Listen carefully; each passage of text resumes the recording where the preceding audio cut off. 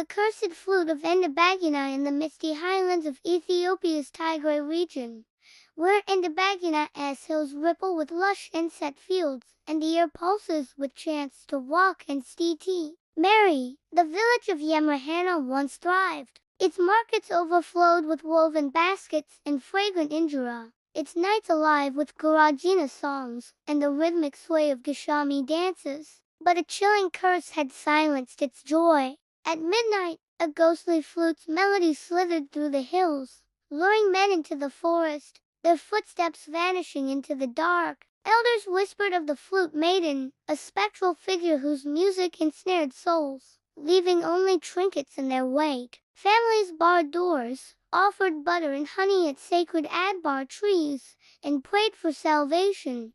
But the vanishings grew bolder.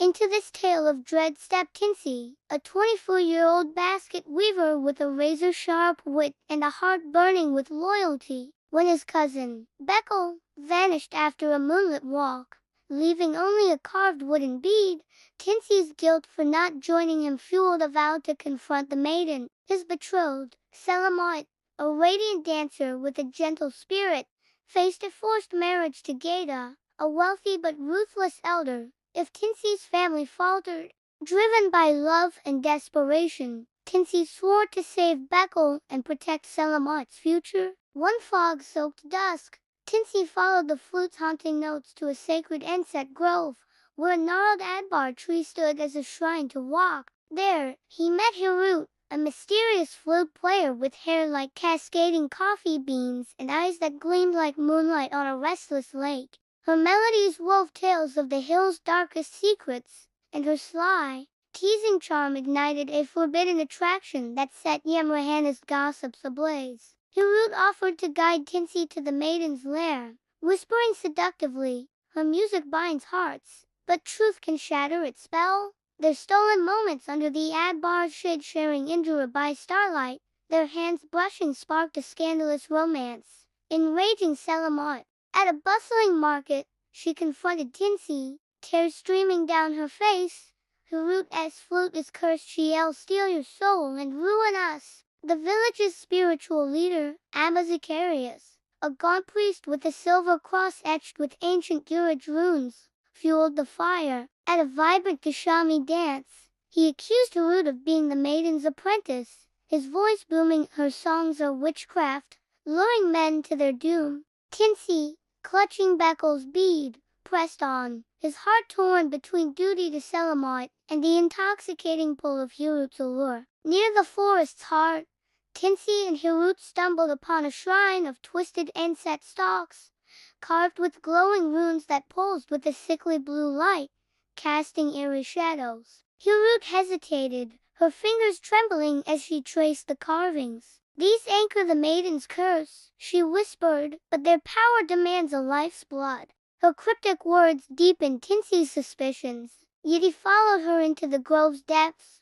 where shadows writhed like living serpents. There, they faced Warnitu, a gaunt woman with eyes like dying embers and a flute that sang of ancient betrayal. She was no ghost but a living outcast, once Yemrahana's revered healer, banished for forbidden rituals. Warnitu unveiled a scandalous truth. Abba Zacharias and the elders had framed her for poisoning inset crops to seize her family's fertile lands, leaving her to starve in exile. She had crafted the cursed flute from sacred adbar wood, its music enthralling men to build a hidden clan to defy the elders. Betrayal emerged, alive but spellbound, carving runes into inset stalks and calling Warnita sister. Tinsae's heart shattered. His cousin was lost to her cause. Warnitu offered a deal: join her rebellion to expose the elders' corruption, and Betrayal would be freed. Refuse, and Yemrahana would fall to her music's thrall. Then came a jaw-dropping twist. Hirut confessed, her voice breaking, that she was Warnitu's adopted daughter, raised in secrecy and trained to seduce Tinsae with her flute to test his loyalty. Their romance was a calculated ploy, yet her tear-streaked face and trembling hands as she admitted it betrayed a love that had grown dangerously real, twisting the knife of her betrayal. Tinsae, reeling, sought answers in Yemrahana, His friend Mamo, a sly potter with a grudge against Zacharias for taxing his kilns, uncovered a darker secret. Mamo had stolen a ledger from the church, hidden beneath a sacred icon of St.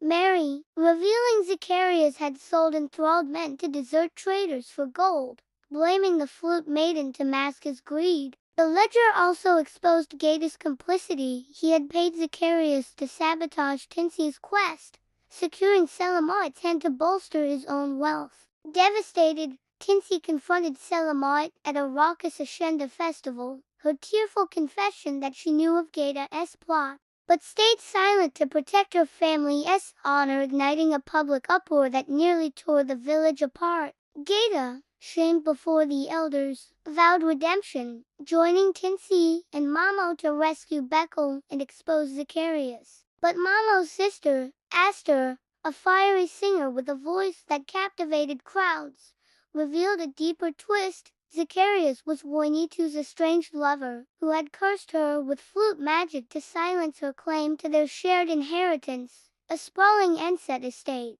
The curse, tied to the shrine's runes, required a sacrifice, a heart pure enough to face death to break its hold. Panic gripped Yemrahana when another man, young Dawit, vanished after a Fashi Chambalala ritual, his prayer shawl left in the dust. Zacharias seized the moment, rallying a mob at a tense village council, accusing Tinsae of witchcraft and branding him a traitor. Selamoit's mother or Roturu, a revered Enset farmer with a quiet strength, revealed her own secret. She had trained Voinitu in Gurage healing rites decades ago, only for Zacharias to betray them both to seize power as Yemrahana's spiritual leader. Tiru gave Tinsae a woven cord, blessed at the Fashi Chambalala festival, said to shield against dark magic. Tinsae, Mamo, Gaeta, and Hirut returned to the grove, finding Dawit carving runes under Voinitu's spell, his eyes vacant. Hirut unveiled a chilling truth. The runes were a blood pact with Wak, binding Voinitu's soul to the forest and fueling her flute's power. Breaking it demanded a willing sacrifice. As rumors of Tinsae's quest spread, another disappearance, a weaver named Kassa, Aster's betrothed, ignited panic, swelling Zacharias's mob. Tinsae's uncle, Ethiopian, a quiet farmer with a hidden fire, confessed he had seen Zacharias hiding gold from the offerings in the church's crypt, confirming his treachery. Demek gave Tinsae a carved Enset knife, blessed by St. Mary, to face the maiden's wrath. Under a blood-red moon, Zacharias's mob stormed the grove, their torches painting the night with fire, their chants drowning out the flute's haunting notes. Tinsae faced Voinitu, whose music summoned a spectral hyena, its jaws dripping with inky shadow. Bekel, enthralled, attacked with a rune-carved staff, his eyes burning with loyalty to Voinitu. Hirut, defying her mother, wove